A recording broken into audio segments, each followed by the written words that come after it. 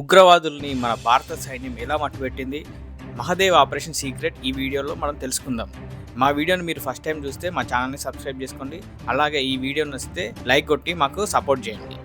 ఇంకా వీడియోలోకి వెళ్ళిపోదాం.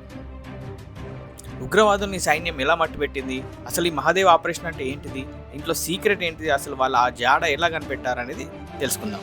ఆ ముగ్గురు కరడుగట్టిన ఉగ్రవాదులు 26 మందిని చంపిన నరహంతకులు, యుద్ధంలో ఆరితేరిన వారు, అధునాతన ఆయుధాలు ఉపయోగించడంలో నైపుణ్యం కలవారు. అలాంటి ఉగ్రవాదుల్ని మట్టుపెట్టడం మామూలు విషయం కాదు. ఎంతో ప్రణాళిక ఉండాలి, ఎన్నో జాగ్రత్తలు ఉండాలి.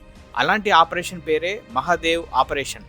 భారత సైన్యం ఎలా చేపట్టింది, ఉగ్రవాదుల్ని ఎలా మట్టుపెట్టింది తెలియాలంటే ఈ వీడియో అయితే తప్పకుండా చివరి వరకు చూడండి. ఏప్రిల్ 22న పహల్గామ్లో పర్యాటకులను మతం పేరుతో 26 మందిని ముష్కర్లు పుట్టనబెట్టుకున్నారు. ఆనాటి నుంచి ఉగ్రవాదుల కోసం సైన్యం వెంటాడుతుంది. ఇంకోవైపు దర్యాప్తు సంస్థలు కూడా నిఘా పెట్టాయి. ఉగ్రవాదులు మాత్రం భారత్లోనే ఉన్నట్లుగా ఒక క్లారిటీకి అయితే వచ్చారు. అంతేకాకుండా స్థానికుల సహాయంతో అన్ని వసతులు పొందుతున్నట్లుగా కనిపెట్టారు. దీంతో నిఘా సంస్థలు పక్కా ప్రణాళికలతో కనిపెడుతున్నాయి. ఉగ్రవాదులకు సౌకర్యాలు కనిపిస్తున్న 2 స్థానికుల్ని పట్టుకున్నారు. అన్ని విషయాలు ఆరా తీశారు.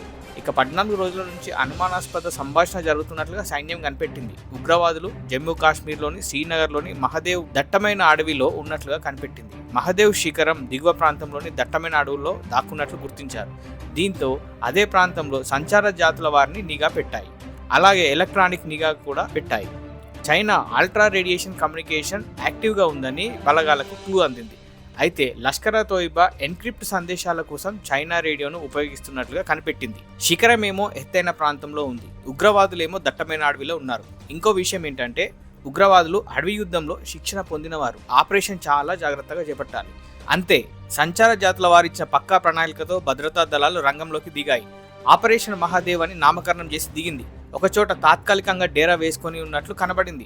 అంతే, అమాంతంగా సైన్యం కాల్పులకు దిగింది. అక్కడికక్కడే పహల్గామ్ ఉగ్రవాది సూత్రధారి సులేమాన్ మూసా సహా మరో 2 హతమయ్యారు. ఇక ఉగ్రవాదులు హతమైన చోట అనేకమైన AK-47 రైఫిల్స్, 17 రైఫిల్ గ్రెనేడ్లు, ఇతర ఆయుధాలు, మందుగుడ్డు సామాగ్రిని సైన్యం స్వాధీనం చేసుకుంది.